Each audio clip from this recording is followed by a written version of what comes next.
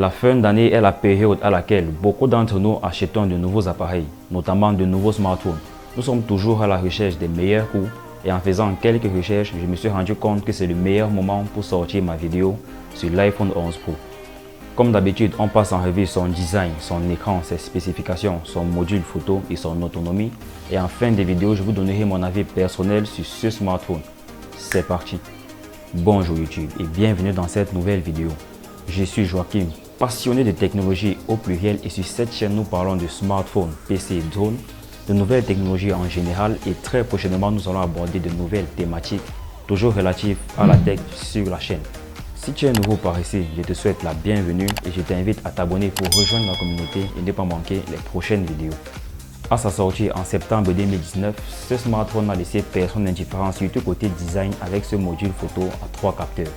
Certains ont trouvé ça extravagant, d'autres ont aimé, mais le fait est que depuis plus de 4 ans, ce module photo qui n'a cessé d'évoluer année après année est devenu l'un des moyens par lesquels on reconnaît un iPhone. Il fait partie intégrante de son identité visuelle.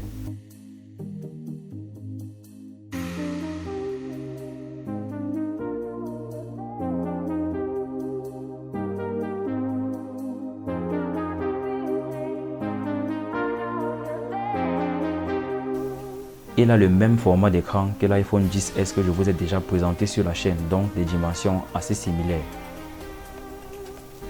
Il est disponible en 4 coloris, le noir, l'argent, l'or et le vert foncé.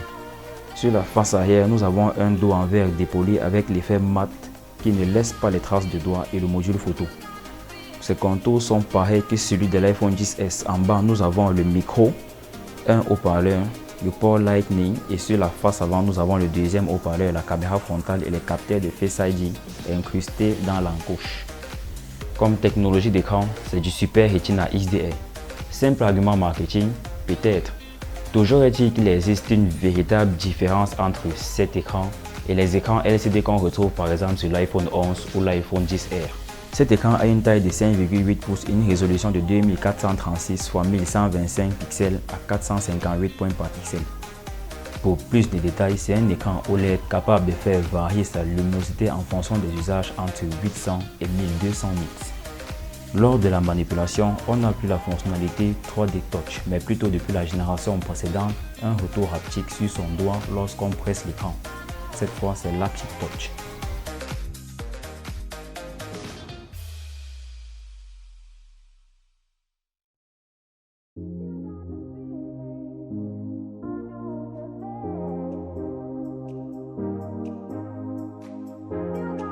En gros, cet écran est plus que correct. Son seul défaut qui pour ma part n'en est pas un, c'est son taux de rafraîchissement limité à 60 Hz. Au niveau de ses performances, il y a là tout ou presque tout ce dont vous aurez besoin pour une utilisation plus ou moins normale. Dans ma vidéo sur l'iPhone 12, je vous ai parlé de la puce A14 Bionic. Alors, ici nous sommes sur la version précédente qui est l'A13 Bionic, qui est une gravure à 7 nanomètres qui reproduit la même recette dont sur les 6 cœurs nous avons 2 cœurs haute performance à 2,6 GHz et 4 cœurs basse consommation. C'est cette recette qui permet d'économiser 30% de batterie par rapport à l'A12 Bionic.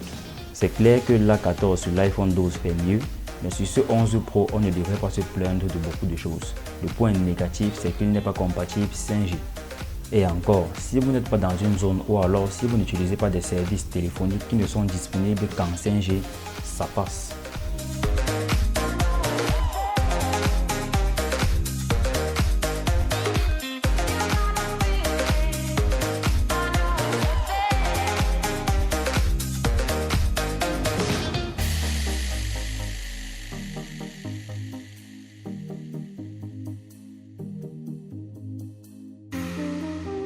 Nous avons ici 4 Go de RAM et un stockage pouvant aller de 64 à 512 Go, non extensible par carte microSD. Faut que j'arrête de dire ça dans mes vidéos sur les iPhones. Le 11 Pro est bien entendu compatible avec la dernière version d'iOS et par conséquent il intègre toutes ses fonctionnalités, sauf les fonctionnalités relatives à Dynamic Island et la localisation ultra précise par satellite disponible lorsqu'on est hors réseau. Il prend une nano SIM et une SIM électronique. Il est compatible Wi-Fi 6 et Bluetooth 5.0. Il est équipé des capteurs GPS, gyroscopiques, de lumière ambiante, d'un accéléromètre et d'une boussole électronique. Il est certifié IP68 et peut résister à une plongée de 30 minutes à 4 mètres de profondeur. Ce téléphone étant l'amélioration directe de l'iPhone XS, c'est à partir de là que je vais débuter la comparaison.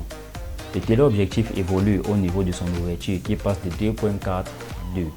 Du coup, plus de lumière sera captée et sera utile lors des prises en basse lumière. On a l'ajout d'un ultra grand angle en plus du grand angle qui était déjà présent. Mais l'ultra grand angle est bien sûr le capteur le moins efficace en termes de luminosité et d'exposition. On n'a pas de capteur TOF ni de capteur LiDAR. On a un mode nuit pour la première fois sur un iPhone qui est ultra efficace. Pour l'avoir testé, chapeau. Il se déclenche de manière automatique en fonction de la lumière ambiante. Pour avoir déjà fait un comparatif de shooting nocturne entre le Note 10 Plus, le 11 Pro et le P30 Pro, je dois avouer que Samsung est légèrement derrière. Ils peuvent faire mieux que Samsung. Par contre, Huawei et Google font assez le poids. En effet, en 2019, le P30 Pro, c'est le top du top du top côté photo. Côté vidéo, on est encore et toujours capable de filmer en 4K 60 fps avec une stabilisation optique excellente et un assez bon respect des couleurs par rapport à la réalité. Chacun des capteurs arrière fait 12 mégapixels. Le capteur frontal lui également fait 12 mégapixels et est tout aussi efficace en photo qu'en vidéo. Pour parler de son autonomie, il faut d'abord qu'on se rappelle que ce smartphone date d'il y a 4 ans. Parce que ce que les gars du DRD avaient réussi à faire en ce moment-là était un véritable coup de maître. Entre l'écran qui consomme environ 15% de moins, le processeur qui consomme 30% de moins et une batterie plus grosse que celle du 10S, on arrive à gagner environ 4 heures de plus que sur les générations précédentes. Avec un chargeur de 18 watts, on peut recharger les 3046 mAh de la batterie en 1h30 à peu près. Selon moi, si aujourd'hui tu as le budget du 11 Pro, achète le 11 Pro. Chacun de ces différents concurrents coûte moins cher que lui, mais cette différence de prix est proportionnelle à la différence de qualité entre les différents produits. Et en plus, et je crois que c'est ça qui va trancher le débat une bonne fois pour toutes, les iPhones perdent très peu leur valeur sur le marché malgré le temps qui passe, ce qui n'est pas le cas de chacun de ces différents concurrents. Et c'est ça l'une des raisons pour lesquelles beaucoup considèrent les iPhones comme étant le top du top. J'ai dit beaucoup, pas tout le monde, ni même la plupart. Toujours est-il que sur cette chaîne, les vidéos les plus regardées, les plus commentées, les plus likées sont celles qui parlent de Samsung. J'espère que cette vidéo sur l'iPhone 11 Pro vous aura plu. Si tel est le cas, n'hésitez pas à lâcher un pouce bleu dans la barre des pouces bleus et à me donner votre avis dans les commentaires. Ça fait toujours plaisir de vous lire. D'ici la prochaine vidéo, prenez soin de vous. On est ensemble. Peace.